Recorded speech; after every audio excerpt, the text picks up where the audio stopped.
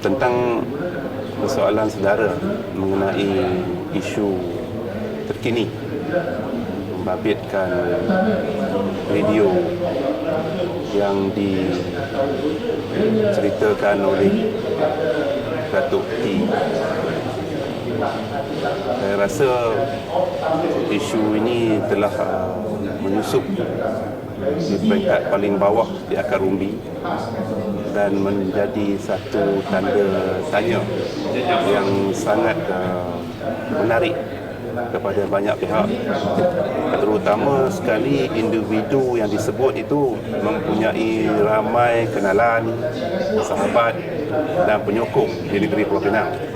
Jadi bagi pihak UMNO negeri Pulau Pinang, saya berharap perkara ini dapat diselesaikan dengan segera, kerana kita perlu melihat ke depan mengenai kesejahteraan rakyat, pembelaan kepada rakyat, khidmat kepada rakyat, isu-isu sosial, isu-isu ekonomi, isu-isu yang boleh membawa kepada kebaikan negara secara keseluruhannya dalam kita mengorak langkah menjadi negara yang maju di tahun 2020 yang hanya tinggal 9 tahun lagi.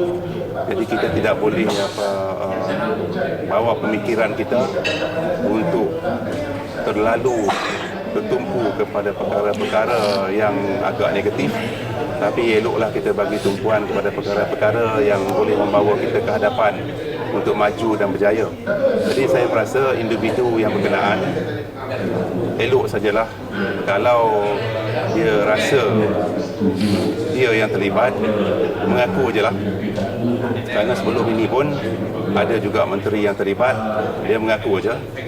Kemudian rakyat menilai dan kemudian rakyat buat keputusan bahawa dia masih boleh dipilih untuk memegang jawatan penting dalam politik dan meneruskan karier dalam politik. Jadi terpulanglah pada individu yang berkenaan untuk mengaku kalau sebenar-benarnya beliau terlibat.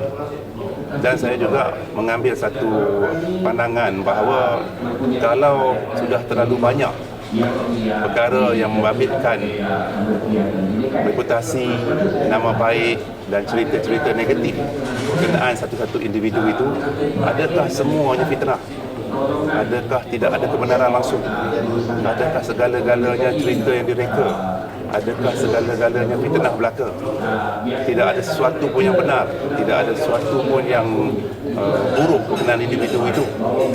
Hal kita semua tahu sebagai manusia biasa, tentulah kita tak lari daripada salah silap, tak lari daripada keburukan. Jadi kalau individu berkenaan terlibat, saya harap dia mengakulah dan bertaubat. Itu yang terbaik dalam agama kita, mengaku dan bertaubat.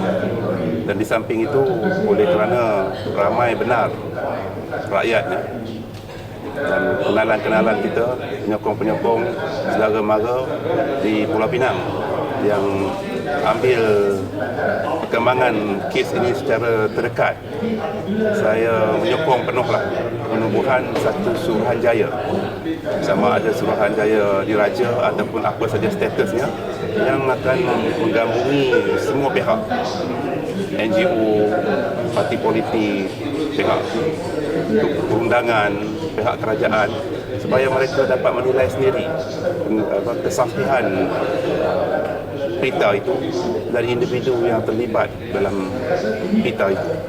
Kerana saya cukup yakinlah kalau pendedahan yang berani begini dibuat, tentulah banyak kebenaran di sebaliknya, banyak keaslian di sebaliknya, dan bukan mudah hendak direka satu berita yang moving tapes yang boleh dibuat secara pengubahsuaian. Jadi dalam perkara ini, bagi pihak rakan-rakan UMNO Negeri Pulau Pinang, siapa sajalah individu yang terlibat itu, elok sajalah kalau dia benar-benar buat, tak payahlah berhelah kerana sepanjang hidup nampaknya terlalu banyak berhelah, terlalu banyak alasan diberi, seolah-olah meletakkan dirinya sebagai maksum yang tak pernah lari daripada salah silap. Kalau benar, mengaku sajalah, bertaubat sajalah, dan biarlah rakyat buat pilihan. Kerana rakyat juga bijak. Ada juga orang yang terlibat masih dapat berterusan aktif dalam politik, ada juga yang terpaksa menemui jalan akhir. Jadi kita harap perkara ini dapat menjadi satu